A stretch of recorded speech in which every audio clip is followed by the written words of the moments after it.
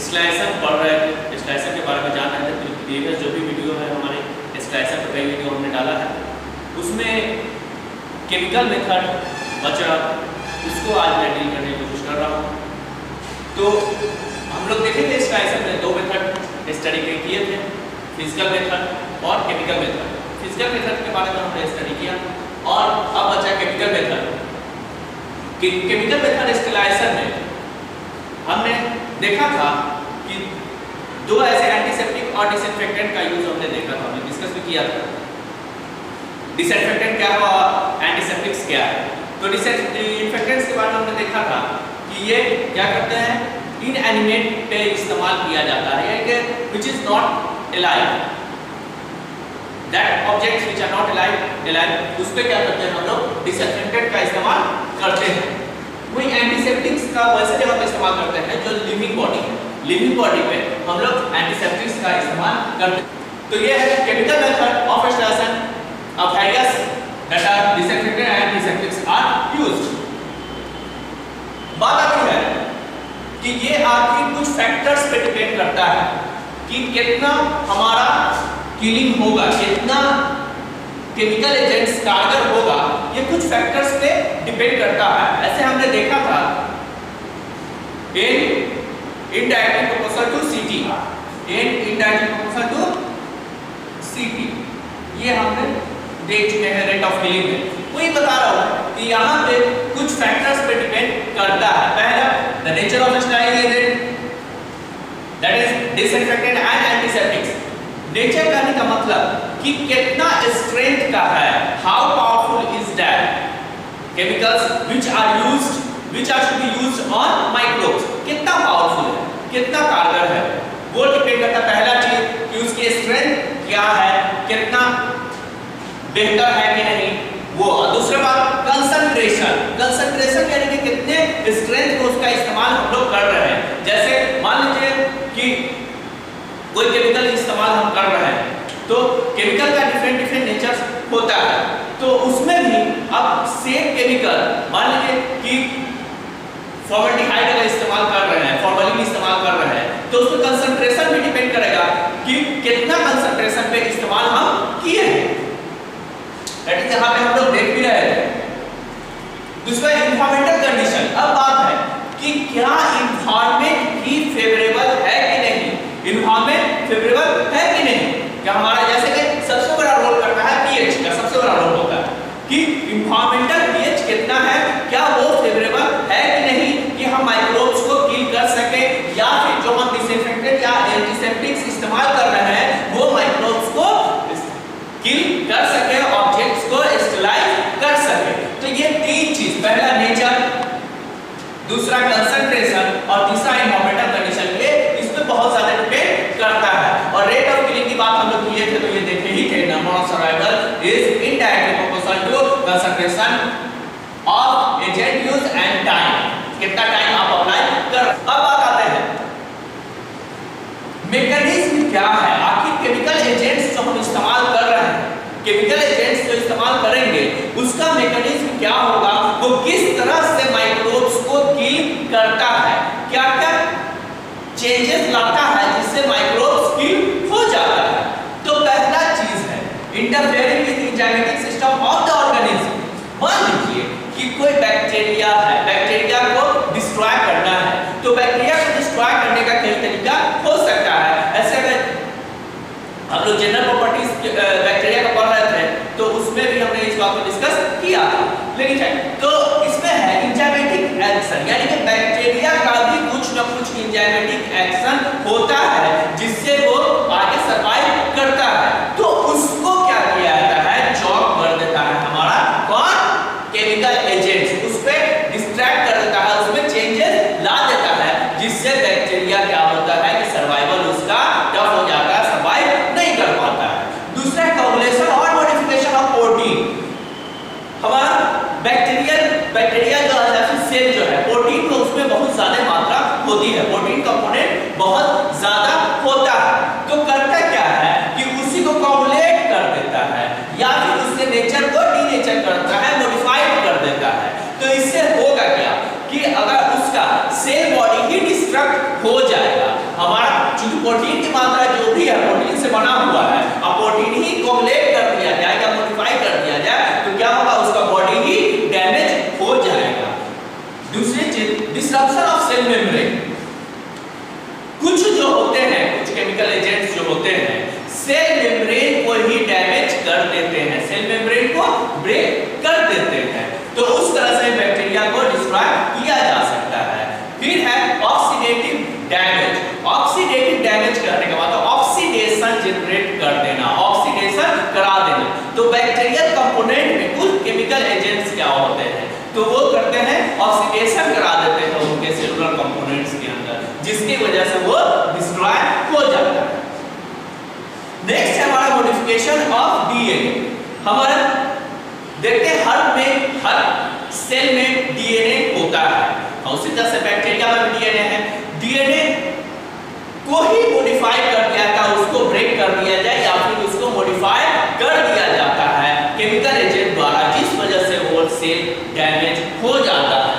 यानी कि इस तरह से हो सकता है कि किसी केमिकल एजेंट का कोई एक नेचर हो, सिर्फ इंटरफेरेंट एक्शन करता हो, या कोई केमिकल करता हो, या फिर ऑक्सीडेटिव डैमेज करता हो, या फिर मॉडिफिकेशन ऑफ डीएनए करता हो। यानी कि अलग-अलग नेचर हो सकता है केमिकल एजेंट्स का, लेकिन कभी-कभी हो सकता है कुछ केमिकल एजेंट्स एक साथ 2 एक्शन भी कर सकते हैं या 3 एक्शन भी कर सकते हैं। इस तरह से यानी कि अलग-अलग एक्शन कर सकते हैं।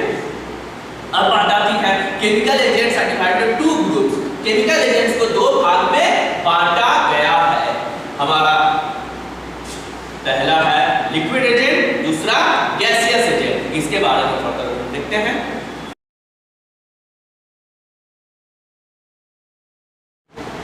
हमारा लिक्विड एजेंट्स की बात अगर करते हैं तो लिक्विड एजेंट से पहला है हमारा एल्डिहाइड। एल्डिहाइड में पहला हम लोग देखते हैं फॉर्मल्डिहाइड। फॉर्मल्डिहाइड की बात करेंगे तो फॉर्मल्डिहाइड का इस्तेमाल हम लोग 40% स्ट्रेंथ में करते हैं, जिसको फॉर्मलिन नाम दिया जाता है। इसे लिक्विड फॉर्मलिन नाम दिया जाता है। इसका स्टराइजिंग एजेंट बेहतर स्टराइजिंग एजेंट है और कॉमनली इस्तेमाल किया जाता है। जनरली इसको रूम हॉस्पिटल्स वगैरह स्टरलाइज करने में किया जाता है, साथ-साथ जैसे रूम सेप्टिक कैबिनेट्स, एस्पिरेटर्स और एनेस्थेटिक इक्विपमेंट्स। एस्पिरेटर्स या एनेस्थेटिक इक्विपमेंट्स सर्जरी के दौरान इस्तेमाल किया जाता है, उसमें उसको स्टरलाइज करने में फॉर्मलिन का काफी बड़ा रोल होता है। ये अगर वर्क कैसे करता है, मोड ऑफ एक्शन की बात हम करें किए थे, तो इसमें डीनेचर प्रोटीन और न्यूक्लिक एसिड यानी कि बैक्टीरिया के प्रोटीन को कोगुलेट कर देता है और साथ-साथ न्यूक्लिक एसिड को डीनेचर करता है। इसके अंदर खूबी होता है कि एल्काइलेशन नेचर इसका होता है। ये बैक्टीरियासाइडल होता है। ये हम बैक्टीरियासाइडल और बैक्टीरियास्टैटिक की बात हम लोग जिक्र किए थे, बैक्टीरियासाइडल एंड बैक्टीरियास्टैटिक। बैक्टीरियासाइडल की बात किए थे कि वैसा एजेंट जो बैक्टीरिया को किल कर दे, इस बैक्टीरियासाइडल और बैक्टीरियास्टैटिक वैसा एजेंट जो आपके बैक्टीरिया को मल्टीप्लिकेशन को रोक दे, वो बैक्टीरियास्टैटिक होता है। बैक्टीरियासाइडल जो किल कर दे, तो ये जो है डायरेक्ट किल करता है। ये खासकर स्पोर के अगेंस्ट भी काफी एक्टिव होता है। इसका एक डिसएडवांटेज होता है कि ये इरिटेटिंग नेचर का होता है, काफी इरिटेटिंग होता है। यानी कि अगर इसको यूज हम कर रहे हैं तो इट माइट पॉसिबल आंख में इरिटेशन होने लगता है, तो ये इरिटेटिंग नेचर का होता है, इसलिए इसको कॉमनली हर जगह इस्तेमाल नहीं किया जा सकता है। दूसरी तरफ ग्लूटाल्डिहाइड की बात करेंगे तो ग्लूटाल्डिहाइड जो होता है फॉर्मल्डिहाइड से कहीं ज्यादा यूजफुल होता है। इससे कहा जाता है more effective, 10 times more effective कहा जाता है। लेकिन इसकी एक डिसएडवांटेज है कि फॉर्मल्डिहाइड से ये ग्लूटाल्डिहाइड काफी एक्सपेंसिव होता है, तो एक्सपेंसिव होता है इस वजह से हर जगह इस्तेमाल इसका नहीं किया जा सकता है। इसका इस्तेमाल किया जाता है 2% बफर सॉल्यूशन के रूप में इसका इस्तेमाल किया जाता है। यहाँ पे हम इस्तेमाल किया जाता है 40%, जिसको फॉर्मलिन का नाम हम लोग दे रहे थे। ये 2% बफर सॉल्यूशन का इस्तेमाल करते हैं, साइडेक्स नाम दिया जाता है इसका। अब बात आता है कि ये जो है आपका काफी इसकी पेनिट्रेटिंग पावर कम होती है। पेनिट्रेटिंग पावर ग्लूटाल्डिहाइड की पेनिट्रेटिंग पावर यानी कि अगर आपका बैक्टीरिया है तो पेनिट्रेशन पावर बहुत कम होता है, लेकिन ये काफी इफेक्टिव होता है। पेनिट्रेशन तो कम होता है लेकिन इफेक्टिव होता है, और खासकर वैसे मटेरियल को स्लाइस करने के लिए काफी कारगर होता है जिसमें जो हीट नहीं कर सकता है, हीट को बर्दाश्त नहीं कर सकता है। ये जो यूज किया जा सकता है इंडोस्कोप में, साइटोस्कोप में या ब्रोंकोस्कोप में, ये देख रहे होंगे जो भी इस्तेमाल हो रहा है इंडोस्कोप, साइटोस्कोप या ब्रोंकोस्कोप, सब हमारे बॉडी के अंदर इंसर्ट किया जाता है। वैसे चीज के साथ इसका इस्तेमाल किया जाता है और उसमें ये कम इरिटेटिंग भी होता है, इसके बनिस्बत ये कम इरिटेटिंग भी होता है।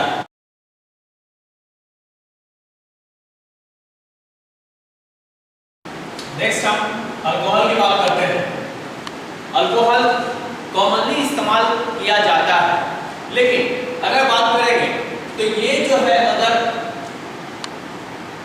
100% में इस्तेमाल किया जाए तो इसकी पेनिट्रेटिंग पावर बहुत कम होती है। 100 में 95% इस्तेमाल किया है तो इसकी पेनिट्रेटिंग पावर बहुत कम होती है, बहुत कम होती है।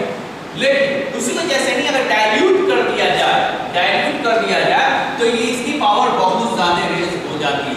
यानी कि 70% कॉमनली जो इस्तेमाल करते हैं अल्कोहल को 70% स्ट्रेंथ में इस्तेमाल करते हैं और इसकी penetrating power in comparison to 95% alcohol काफी ज्यादा होती है।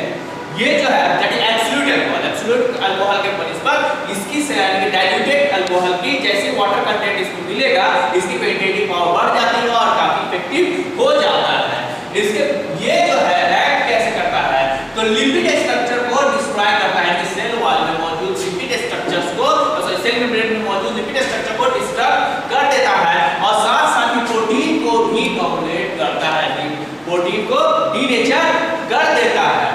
ये जो है जो इस्तेमाल हम लोग करते हैं एज ए एंटीसेप्टिक्स, जो है एंटीसेप्टिक्स के रूप में इस्तेमाल किया जाता है।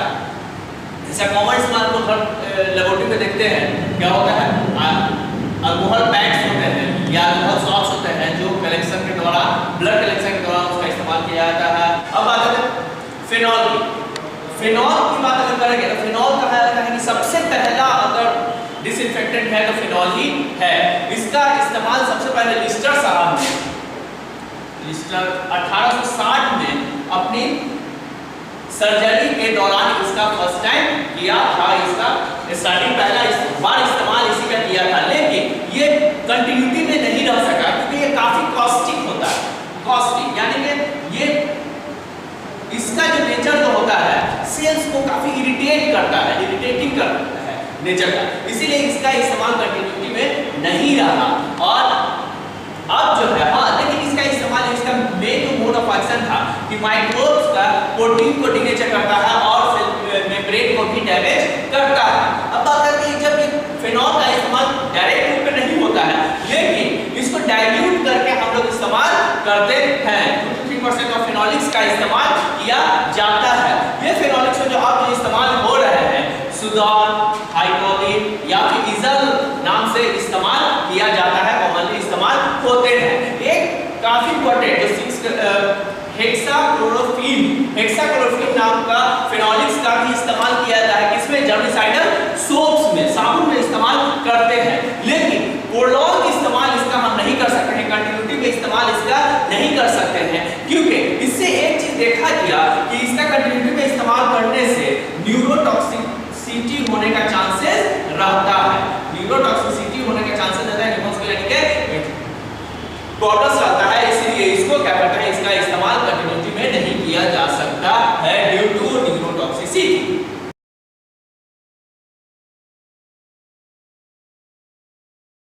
नेक्स्ट केमिकल एजेंट हमारा है क्लोरीन।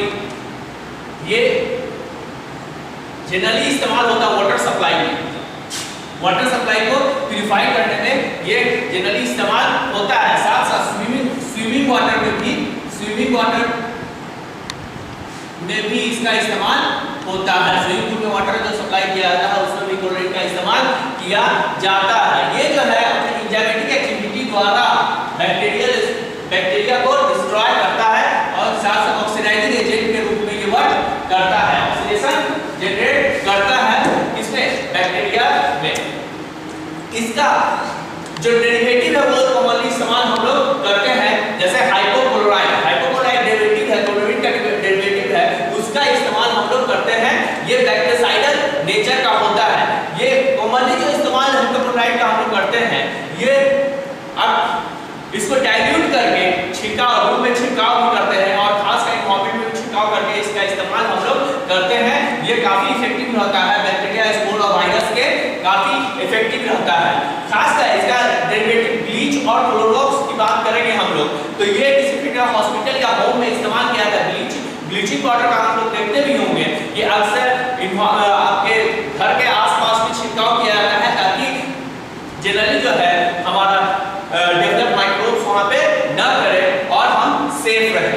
नेक्स्ट हमारे डिटर्जेंट्स की बात करेंगे तो ये सरफेस एक्टिव एजेंट्स के रूप में इस्तेमाल होता है। ये वाटर के कंटेंट से मिल करके ये एज ए एंटीसेप्टिक्स ये कॉमनली इस्तेमाल किया जाता है। ये जो है बैक्टीरिया को डिस्ट्रॉय जो करता है, माइक्रोब्स को डिस्ट्रॉय करता है। ये लिपिड जो मौजूद होता है सेल मेम्ब्रेन में उसके साथ उसको डिस्ट्रॉय करके उसके साथ उसको डिस्ट्रैक्ट करके ये क्या करता है, माइक्रोब्स को डिस्ट्रॉय करता है। इसमें वाटर कंटेंट्स का मिलता है, उसके बाद ही ये एक्ट करता। आयोडीन, आयोडीन जो माइक्रोब्स को डिस्ट्रॉय करता है उसके मोड ऑफ एक्शन है प्रोटीन की नेचर करता है, साथ साथ एंजाइमेटिक एक्टिविटी डिस्टर्ब करता है माइक्रोब्स का। उस जरिए से बैक्टीरिया को ये या फिर माइक्रोब्स को डिस्ट्रॉय करता है। ये कॉमनली जो इस्तेमाल होता है स्किन एंटीसेप्टिक के रूप में इस्तेमाल होता है। ये दो फॉर्म में मिलता है, टिंचर ऑफ आयोडीन और आयोडोफोर। टिंचर ऑफ आयोडीन की अगर हम बात करेंगे तो ये ग्राम पॉजिटिव बैक्टीरिया के अगेंस्ट काफी कारगर होता है। ग्राम पॉजिटिव बैक्टीरिया के आयोडीन की खासकर ग्राम पॉजिटिव बैक्टीरिया के अगेंस्ट काफी कारगर होता है। इसीलिए इसका इस्तेमाल जो है स्किन एंटीसेप्टिक के रूप में किया जाता है। हमको पता है कि हमारे जो स्किन पे है ग्राम पॉजिटिव बैक्टीरिया काफी भरा हुआ होता है। ये जो है 2% सॉल्यूशन आयोडीन पोटेशियम इथेनॉल के रूप में इस्तेमाल किया जाता है। ये इथेनॉल जो अल्कोहल इसमें डाला जाता है इसका फायदा एक ये होता है, एक्चुअल में ये जो है आयोडीन जो है इरिटेटिंग टू स्किन होता है, स्किन से इरिटेटिंग होता है, स्किन को इरिटेट करता है ना। और इसको जो है इथेनॉल जब मिक्स कर देते हैं तो इरिटेटिंग नेचर इसका कम हो जाता है, इरिटेट नहीं करता है, नुकसान स्किन को नहीं होता है। To nullify the irritating nature of iodine alcohol is used. उसके अलावा आयोडोफोर की बात करते हैं तो आयोडोफोर जो है डिटर्जेंट के साथ आयोडीन का डिटर्जेंट के साथ कॉम्प्लेक्स बनाया जाता है और ये जो है वुंड के क्लीनिंग में यानी कि जख्म हो जाए उसको साफ करने में, साथ साथ जो सर्जरी होती है तो सर्जरी में जो एरिया होता है जहां पे सर्जरी करना है उस एरिया को तैयार करने में यानी कि स्टेलाइज करने में इसका काफी बड़ा रोल होता है इसका आयोडोफोर का। अब हम बात करते हैं तो हाइपोक्लोराइड टिंचर ऑफ आयोडीन और आयोडोफोर इसको एक ग्रुप में रखा जाता है that is halogens. Halogen group में इसको डाला जाता है एज हैलोजन को स्टाइलिंग एजेंट के रूप में हम इसको जानते हैं। उस ग्रुप में आता है हाइपोक्लोराइड टिंचर ऑफ आयोडीन और आयोडोफोर।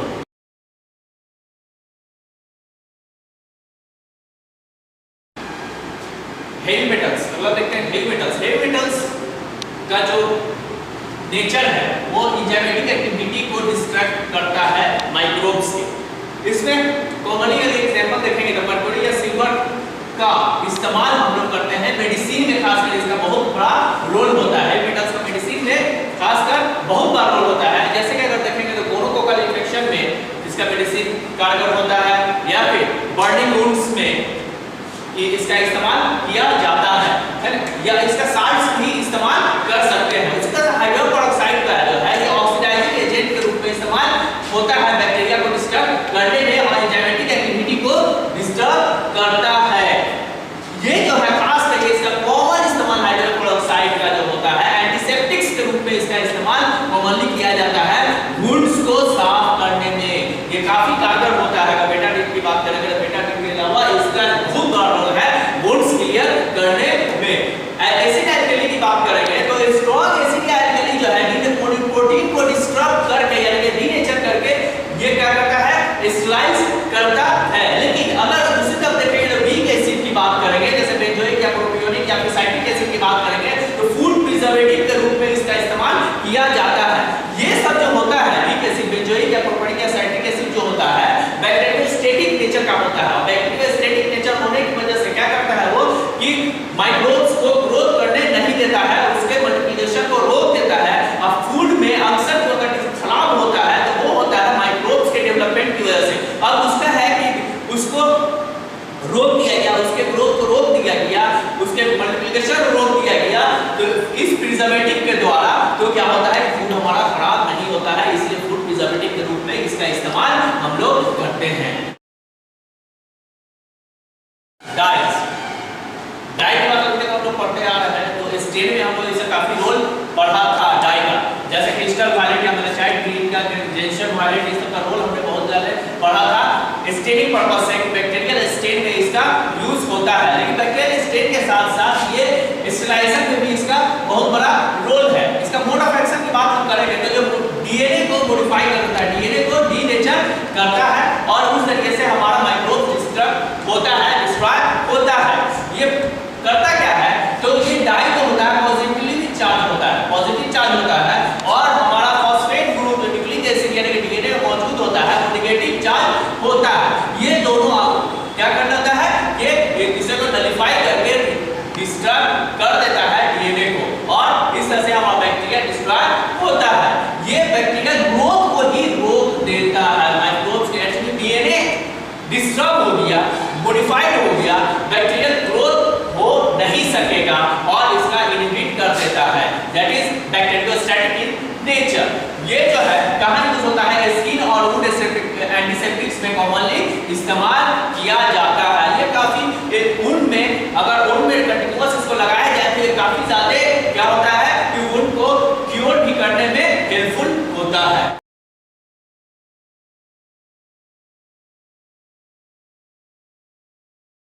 नेक्स्ट हमारा लिक्विड एजेंट्स के बाद अगला टॉपिक है हमारा gaseous agents. As a sterilizing agent gas रूप में भी कुछ मटेरियल्स होते हैं, स्टरलाइजिंग एजेंट्स होते हैं जो इस्तेमाल किए जाते हैं। ये जो है हॉस्पिटल इक्विपमेंट्स में को स्टरलाइज करने में अक्सर इस्तेमाल किया जाता है। इसमें मोस्ट कॉमन जो गैस होते हैं वो इथिलीन ऑक्साइड या फॉर्मल्डिहाइड गैस होते हैं। जैसे बात करते हैं इथिलीन ऑक्साइड की बात करते हैं तो इसका बहुत बड़ा नेचर होता है कि ये इसकी बॉइलिंग पॉइंट 10.8 की होती है, बॉइलिंग पॉइंट 10.8 की होती है, जिसकी वजह से ये आरटी पे गैस रूप में मौजूद होता है, आरटी पे ही गैस रूप में मौजूद होता है। ये इसलिए इजीली इसको यूज किया जा सकता है। ये जो है दोनों प्रोटीन और न्यूक्लिक एसिड दोनों को डिस्ट्रक्ट करता है, डिस्ट्रॉय करके माइक्रोब्स को डिस्ट्रॉय करता है। ये जो होता है काफी इन्फ्लेमेबल होता है, इसलिए डायरेक्ट इसको इस्तेमाल करना थोड़ा मुश्किल है क्योंकि हल्का सा भी अगर आप इन्फ्लेमेबल एक्सप्लोजिव होने की वजह से इसको डायरेक्ट इस्तेमाल इसलिए नहीं कर सकते कि हल्का भी अगर चूक होगी तो वो एक्सप्लोड कर जाएगा या फ्लेम इसमें लग सकता है, एक्सीडेंट हो सकता है। इसको प्योर फॉर्म में इस्तेमाल न करके कार्बन डाइऑक्साइड इसमें मिक्स कर दिया जाता है। इसमें कार्बन डाइऑक्साइड मिक्स करने से इसका जो है फ्लेमिंग या एक्सप्लोजिव कैरेक्टर जो है कम जाता है, नहीं रहता है। कार्बन डाइऑक्साइड के साथ मिक्स करने पर तब इसको इस्तेमाल कर सकते हैं। ये काफी एक्टिव होता है बैक्टीरिया और स्पोर्स के खास करके टोटल बेसिलाई के अगेंस्ट के लिए काफी हमारा फायदेमंद होता है, इसको इजीली डिस्ट्रॉय कर सकता है।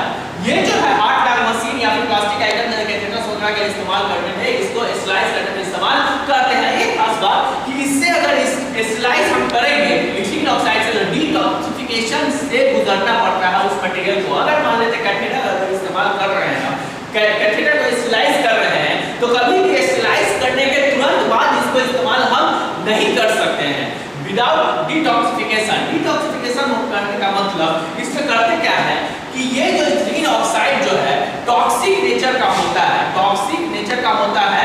इसके लिए हमारे स्किन और म्यूकस मेम्ब्रेन के लिए टॉक्सिक होता है, ये टॉक्सिक नेचर का होता है। तो इससे अगर स्टरलाइज करके तुरंत हम अगर उसको इस्तेमाल करते हैं तो ये हमारे लिए क्या प्रॉब्लम्स क्रिएट कर सकेगा क्योंकि ये टॉक्सिक नेचर का है। तो करते क्या है इसको कुछ दिन के लिए स्टरलाइज करके एक कॉम्पैक्ट एरिया में इसको रख दिया जाता है कुछ दिनों के लिए फॉर डिटॉक्सिफिकेशन। तब फिर इसका जैसे ही इफेक्ट खत्म होता है, टॉक्सिक इफेक्ट खत्म होता है, इसको फिर इस्तेमाल किया जा सकता है या फिर इसको इस्तेमाल कर सकते हैं आफ्टर खास ख्याल रखना है इसका। फॉर्मल्डिहाइड की बात करते हैं तो फॉर्मल्डिहाइड बैक्टीरियासाइडल एजेंट, आपने बताया भी था कि 40% आप इस्तेमाल करेंगे तो फॉर्मलिन कहा जाता है, वो लिक्विड फॉर्म में इस्तेमाल होता है। अब ये फॉर्मल्डिहाइड का गैस रूप में इस्तेमाल किया जा सकता है कि क्योंकि ये बैक्टीरियासाइडल होता है और ये रूम फ्यूमिगेशन में कॉमनली इस्तेमाल किया जाता है। रूम या ओटी या फिर आपका जो आईसीयू वगैरह होता है हॉस्पिटल्स में, उसमें कॉमनली फ्यूमिगेशन में इसका बहुत बड़ा रोल है। इसको रेस्पिरेटर को भी डिसइंफेक्ट करने में इसका इस्तेमाल किया जाता है। ये फिर हम याद दिलाते हैं कि ये फॉर्मल्डिहाइड जो इरिटेटिंग नेचर का होता है, इरिटेटिंग नेचर का होता है, इसलिए फ्यूमिगेट करने के बाद तुरंत उसको इस्तेमाल उसको नहीं कर सकते हैं, कुछ देर बाद यानी कि 24 घंटे 48 घंटे बाद ही उसको इस्तेमाल किया जा सकता है। Thank you.